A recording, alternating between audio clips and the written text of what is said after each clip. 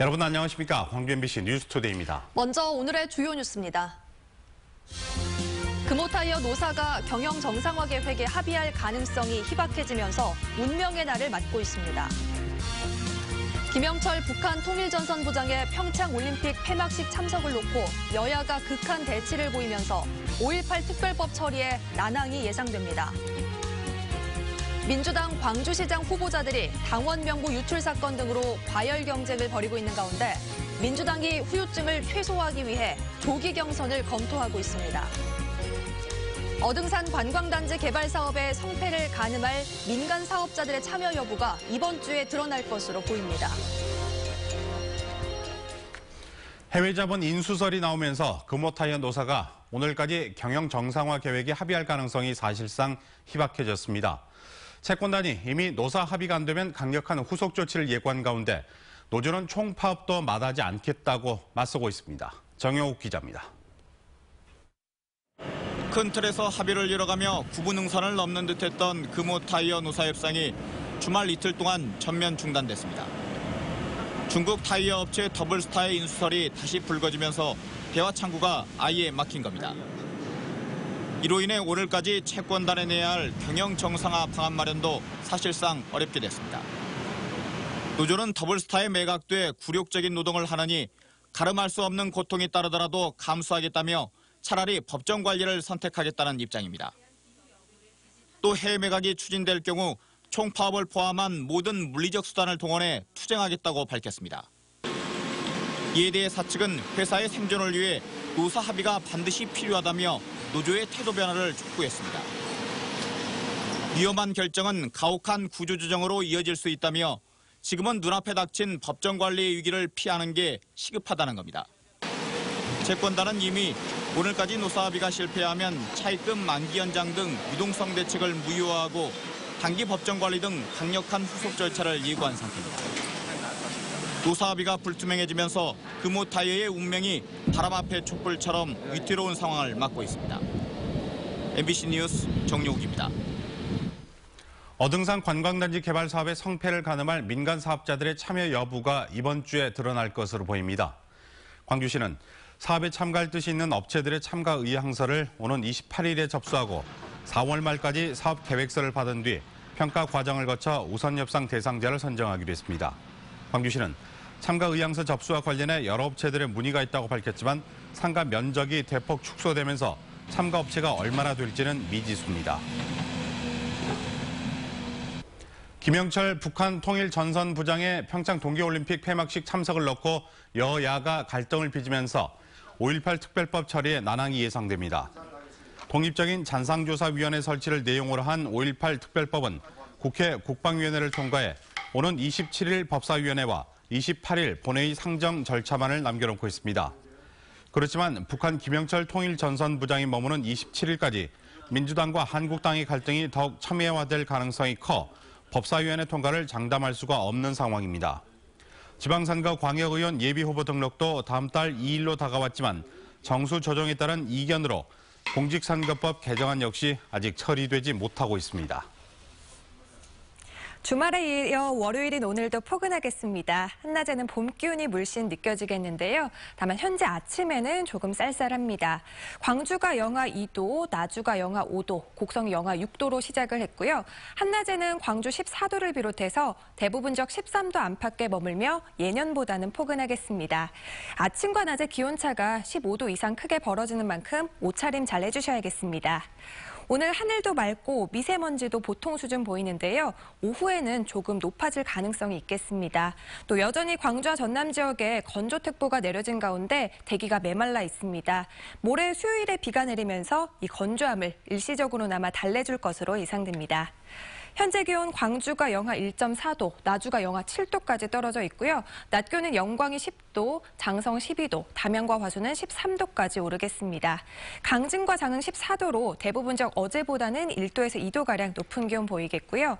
곡성과 구례가 13도, 보성과 여수는 12도로 예상됩니다. 날씨였습니다. 유명 관광지에 가보면 숙박 가격이 만만치가 않습니다. 때문에 저렴한 가격에 이용할 수 있는 공유 민박을 찾는 분들 많으시죠?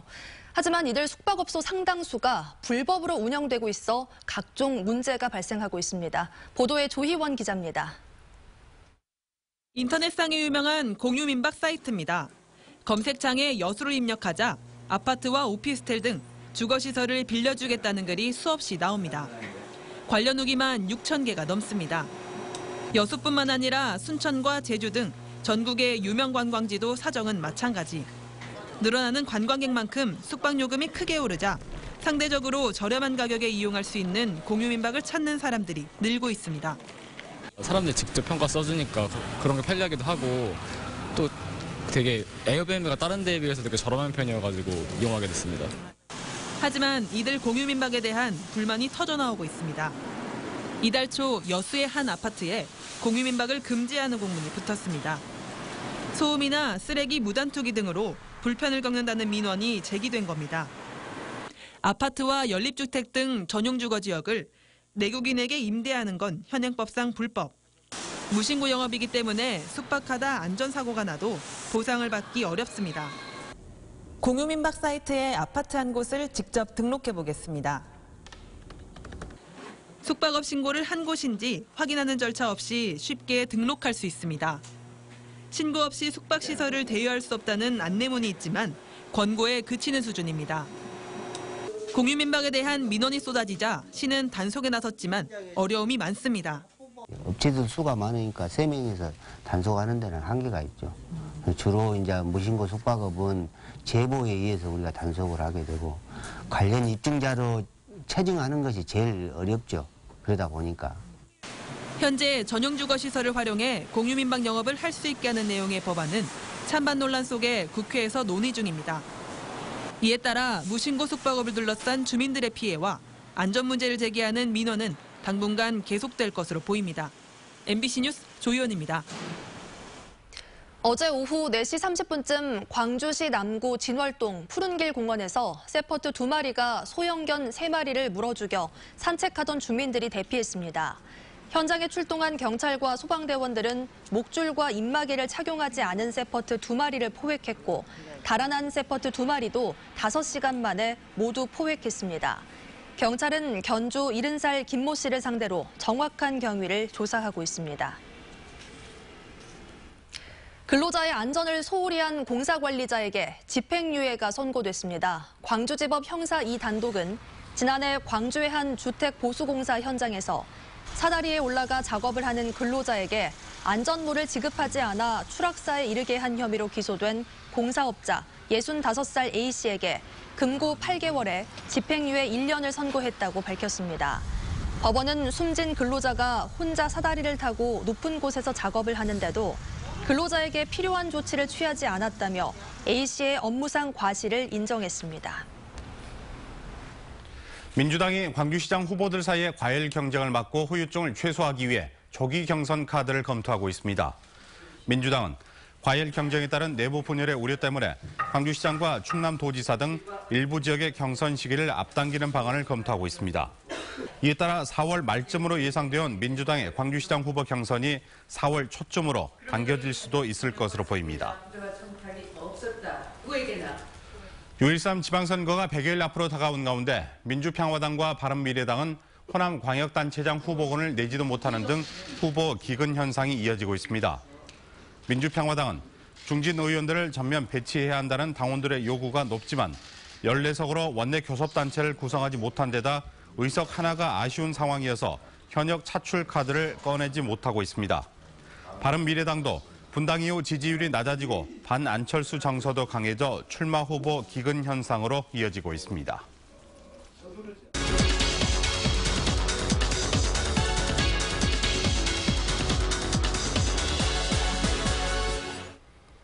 6.13 지방선거를 앞두고 설 민심과 정치권 지형 변화에 따른 각 정당의 입장을 들어보는 시간입니다. 네, 오늘은 그 마지막 순서로 윤민호 민중당 광주시당 위원장님 나와 계십니다. 어서 오세요. 네, 안녕하십니까? 안녕하세요. 예, 민중당이 창당된 지 얼마 안 된 신생 정당이고 또 유권자들에게 다소 낯선데요. 민중당이 추구하는 정책과 노선 어떤 게 있을까요? 예. 민중당이 창당된 지 얼마 되지 않는 건 사실입니다. 네. 하지만 박근혜 정권에 의해서 해산된 통합진보당 소속 정치인들과 당원들이 함께 참여하면서 진보의 가치를 이어가고 있고요. 특히나 얼마 전에 교육부 관리가 민중들은 개, 돼지들이다 해서 사회적 파장을 일으켰지 않습니까? 민중들이 그들에게 정치를 맡겨서는 결국에는 개, 돼지 취급을 받는다. 그래서 우리들이 직접 정치를 하자 이렇게 만든 정당입니다. 네, 시민을 대변하는 정당이라는 말씀이신 것 같은데 이번에 이제 민심도 들어보셨을 것 같거든요. 어떻게 보십니까? 일단은 정권을 바꿨는데 왜 내 삶은 달라지는 게 없냐 이런 말씀들을 많이 하십니다. 최저임금이 올라서 기대를 많이 했는데 상여금을 쪼개서 기본급에 다 산입을 시키고 있거든요. 그래서 월급 봉투를 받아보니까 그대로다 이런 말씀들을 많이 하시고요. 우리 사회의 갑이 아닌 을들인 왜 편의점 사장하고 아르바이트생들이 싸워야 하냐. 오히려 그들의 땀의 대가를 다 착취하고 있는 프랜차이즈, 본점, 이 갑에 대한 대책을 만들어야 되는 거 아니냐. 도대체 정치권들 뭐 하고 있냐 이런 말씀들을 많이 하십니다. 네, 이번 지방선거에 출마할 민중당 후보들이 얼마 전에 합동 기자회견을 가졌습니다. 이렇게 합동 기자회견을 가진 이유가 있을까요? 아침에 빨리 일어나는 새가 먹이를 더 많이 모은다고 하지 않습니까? 우리 당 같은 경우에는 힘 있는 국회의원이나 중앙당에 눈치 볼 필요가 없습니다. 당원들의 직접 투표에 선출되는데요. 예비후보 선거 전에 이렇게 후보를 선출하고 오직 유권자인 시민들만 바라보고 선거에 임하겠다 그런 취지에서 합동 기자회견을 하게 됐습니다. 네, 위원장님 이번에 광주시장 후보로 나오시잖아요. 네. 4년 전에는 통합진보당 후보로 나오셨습니다. 고전을 면치 못했다는 평가였는데 올해도 쉽지 않은 싸움이 될 것 같습니다. 어떻습니까? 저는 선거를 좀 힘들어야 된다 이런 생각을 갖습니다. 그래야지 유권자들 귀한 줄 안다 이런 생각을 갖고요. 그런데 주변에 말씀들을 들어보면 민주당 요즘에 너무 해도 너무한 거 아니냐 이런 말씀들을 많이 하십니다. 높은 대통령의 지지율에 기대서 공천만 받으면 당선이다 이러다 보니까 시민들의 안중에도 없고 내부 싸움만 지금 진행하고 있는데요. 그리고 민평당의 경우에도 많은 분들이 내후년 총선 전에 사라질 정당이다. 아마 유권자분들이 떴다방에 관심을 둘까요? 바른미래당의 경우에는 이미 미래를 버린 당 아니냐 이런 말씀들을 많이 하시기 때문에 저는 이번에는 촛불혁명 이후에 처음 진행되는 선거거든요. 여러분 곁에서 여러분들과 함께했던 민중당과 저 윤민호가 선전하는 기회가 되리라 저는 이런 생각을 갖고 있습니다. 네. 그러면 광주시장 나오셔가지고 득표율이 몇 % 나와야 선전하는 걸로 저는 만족하시겠어요? 득표율 몇 프로가 아니라 저는 당선도 가능하다. 그게 혁명 아니겠습니까? 네, 알겠습니다. 최근 3, 4인 선거구를 확대해야 한다는 주장이 나오고 있습니다. 민중당도 그런 주장을 하고 있는데 그 이유가 어디 있을까요? 저는 민주주의는 다양성에 기초하고 있다 이런 생각을 갖습니다. 한 명만 뽑는 선거에서는 한 명에게만 지지했던 그 득표율을 제외한 나머지는 다 사표가 되거든요. 그렇기 때문에 한 명보다는 두 명, 두 명보다는 세 명 이렇게 뽑는 게 저는 민주주의에 부합된 선거다 이런 생각을 합니다. 그렇기 때문에 기초의원은 3, 4인 중선거구제거든요. 그런데 안타깝게도 이 지역 민주당 광주시당 위원장께서 시민사회단체에서 3, 4인 선거구 확대하라 이 요구 앞에 일단 우리 당은 당리당략이 더 우선이다 이런 취지의 말씀을 하셨거든요. 도대체 민주당의 그 민주는 도대체 어떤 민주인지 참 안타깝습니다. 네, 알겠습니다. 자, 앞으로도 활발한 활동 저희가 기대를 해보도록 하겠습니다. 오늘 나와주셔서 고맙습니다. 네, 고맙습니다.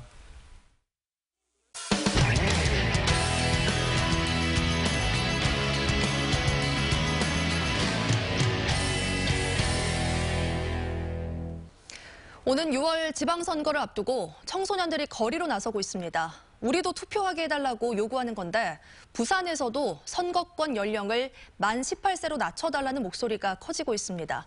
부산문화방송 김윤아 기자입니다. 앳된 얼굴의 청소년들과 학부모들이 피켓을 들고 거리로 나섰습니다. 이들의 요구는 청소년 참정권. 오는 6월 지방선거에서 청소년들도 투표할 수 있게 해달라는 겁니다. 부산 지역 학부모와 청소년 인권단체들로 구성된 촛불 청소년 인권법 제정연대는 선거 가능 연령을 만 19세에서 18세로 낮춰 청소년 참정권을 보장해야 한다고 주장했습니다. 이 같은 연령 조정이 단순히 나이만 한 살 낮추는 게 아니라 정치적인 기본권을 행사하고 민주주의 원칙을 실현하는 일이라고 강조했습니다. 제일 중요한 의미는 청소년이 유권자가 된다. 그래서 청소년 인권에 대한 공약이 생긴다. 그 사람들이 청소년을 정치적으로 유의미한 존재라고 본다라는 데 있다라고 생각을 합니다. 연대 측은 또 선거 연령 하향에 반대하고 있는 자유한국당을 규탄하며 조속한 법안 처리를 촉구했습니다. 제대로 존중받으려면 권리도 줘야 된다고 생각합니다. 누군가를 뽑을 권리, 그리고 뭐가 무섭다고 18세에게는 투표권을 주지 않는 건지도 궁금하기도 해요. 우리나라 선거 연령은 1960년 만 21세에서 20세로 낮춰진 뒤 2005년 19세로 조정됐습니다. OECD 34개 회원국 가운데 선거 연령이 만 19세 이상인 나라는 우리나라뿐입니다. 지난 탄핵 전국 촛불 집회에서도 청소년들이 거리로 나가 거침없는 목소리를 외쳤던 만큼 스스로 정치인을 뽑겠다는 청소년들의 참정권 요구는 앞으로 더 거세질 것으로 보입니다. MBC 뉴스 김윤아입니다.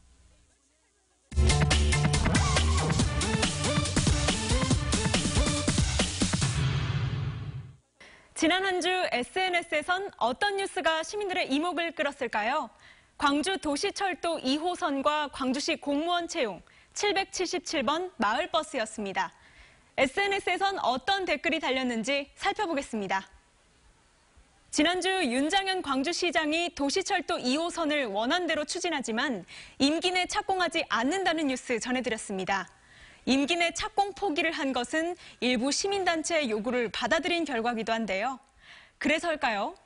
아니, 광주 시민들한테 먼저 물어봐야 하는 게 맞는 거 아닌가? 시민단체가 시민들의 말을 대변하고 있는지 의문이네. 시민단체가 시민은 아니잖아요. 시민단체의 역할에 대해 의문과 비판하는 내용이 많았습니다. 임기 내 착공하겠다는 방침을 바꾼 윤장현 시장에 대해서는 임기 말에 급하게 추진하는 느낌이 많았다. 줏대가 없다. 꾸짖기도 했는데요. 도시철도 2호선을 둘러싼 끊임없는 논란. 이번 지방선거에서 또다시 지역의 이슈로 떠오르고 있습니다. 광주시에서 신규 지방공무원을 공개 채용한다는 소식에도 많은 댓글이 달렸습니다. 취업을 준비하고 있거나 계속되는 취업난에 공무원을 희망하는 분들이 댓글을 많이 남긴 걸로 보이는데요. 올해 광주시가 공개 채용하는 신규 지방공무원은 총 464명. 진짜 그냥 공무원 준비를 할까? 진짜 방향 바꿀까? 아무리 생각해도 공부가 답인 듯 진로에 대해 고민하기도 하고 공무원을 준비하는 친구에게 할 수 있다, 힘내, 응원의 메시지를 전하기도 했습니다. 지난 21일부터 운행을 시작한 777번 버스에 대한 시민들의 관심도 높았습니다. 777번 마을버스는 일곡동과 삼각동, 용봉동에서 광천터미널까지 운행하는데요. 나 이제 버스 타고 학원 갈 수 있음. 광천에서 내려서 바로 갈 수 있겠는데? 이제 터미널 가기 편해지겠다. 그동안 시내버스가 다니지 않아 불편함을 겪었던 시민들에게 희소식이었습니다. 또 한편으론 자기 집 앞도 지나가는 버스가 운행했으면 하는 댓글도 남겨주셨습니다. 지금까지 댓글 소셜통이었습니다. 99주년 3.1절을 앞두고 여자 근로정신대를 소재로 한 교양용 만화가 최초로 제작됐습니다. 근로정신대 할머니와 함께하는 시민모임은 1944년 미쓰비시 중공업 나고야 항공기 제작소로 동원된 양금덕 할머니와 김성주 할머니의 실제 이야기를 바탕으로 만화 두 소녀의 봄을 발간했다고 밝혔습니다. 이 만화는 두 소녀가 일본 군수공장에서 겪은 강제 노동과 대지진 경험 등의 생활과 해방 후 고국에서 겪은 아픔을 그렸습니다.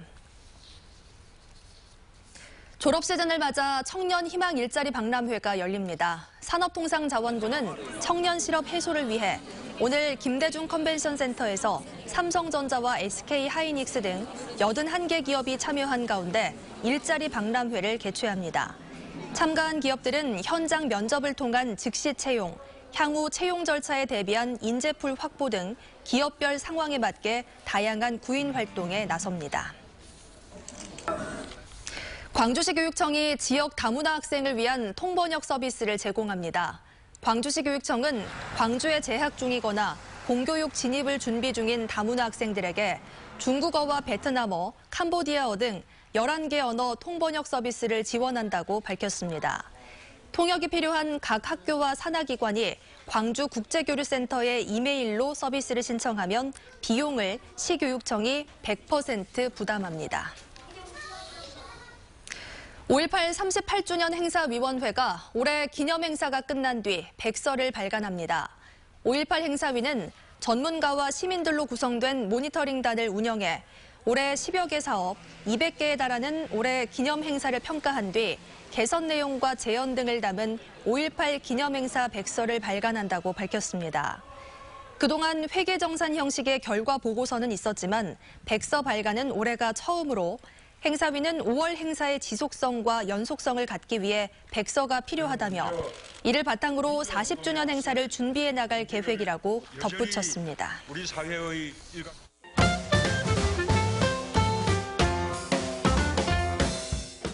좋은 묘목을 저렴하게 제공하는 나무 전시 판매장이 오늘부터 문을 엽니다.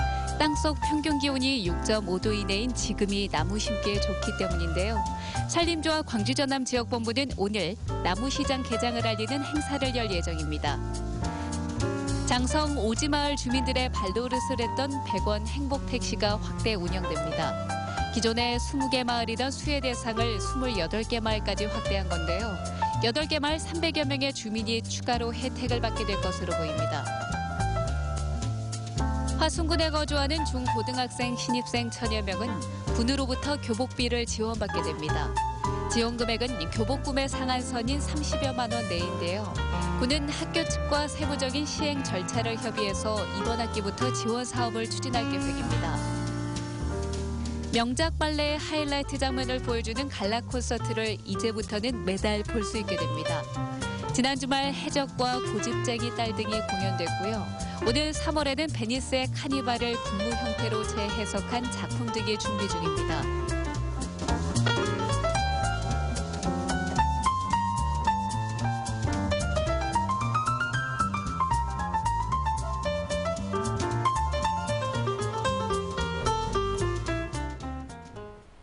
주말에 이어 월요일인 오늘도 포근하겠습니다. 한낮에는 봄 기운이 물씬 느껴지겠는데요. 다만 현재 아침에는 조금 쌀쌀합니다. 광주가 영하 2도, 나주가 영하 5도, 곡성이 영하 6도로 시작을 했고요. 낮 기온 광주 14도를 비롯해서 대부분 지역 13도 안팎까지 오르며 예년보다 포근하겠습니다. 아침과 낮의 기온차가 15도 이상 크게 벌어지는 만큼 옷차림 잘 해주셔야겠습니다. 오늘 하늘도 맑고 미세먼지도 보통 수준 보이겠는데요. 오후에는 미세먼지 농도가 일시적으로 높아질 가능성이 있겠습니다. 또 광주와 전남 지역에는 여전히 건조특보가 내려진 가운데 대기가 메말라 있습니다. 모레 수요일에 비가 내리면서 이 건조함을 조금이나마 달래줄 것으로 예상됩니다. 현재 기온 광주가 영하 1.4도, 나주가 영하 7도, 담양이 영하 5도까지 떨어져 있고요. 낮 기온 영광 10도, 장성 12도, 담양과 화순 13도까지 오르겠습니다. 강진과 장흥 14도까지 오르면서 대부분 지역 어제보다는 1도에서 2도가량 높겠고요. 곡성과 구례 13도, 보성과 여수가 12도로 평년 기온 크게 웃돌 것으로 보입니다. 오늘 전 해상에서는 1m 안팎으로 물결 낮게 일겠습니다. 모레에는 물결이 높아지면서 돌풍과 함께 천둥과 번개가 칠 것으로 보입니다. 수요일 비가 내린 이후 3일절에는 반짝 추위가 찾아오겠고요. 그 이후로는 다시 맑고 포근하겠습니다. 날씨였습니다.